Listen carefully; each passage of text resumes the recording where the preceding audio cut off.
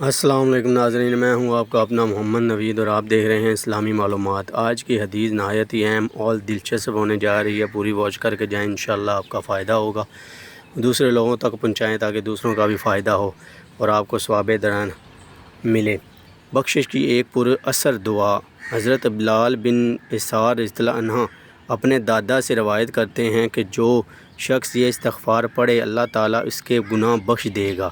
استغفر اللہ الذی لا الہ الا هو الحی القیوم واتوب الیہ۔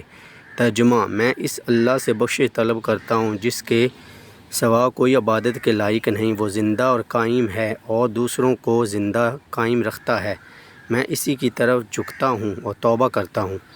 اوکے ناظرین، ملتے ہیں ایک دوسری حدیث کے ساتھ۔ اپنا اور اپنے ارد گرد کے لوگوں کا خاص خیال رکھیں، ویڈیو کو لائک کریں، شیئر کریں، کمنٹ کریں اور چینل کو سبسکرائب کر کے جائیں تاکہ آپ کو ایسے ہی معلوماتی ویڈیو ملتی رہے۔ اوکے، اللہ حافظ۔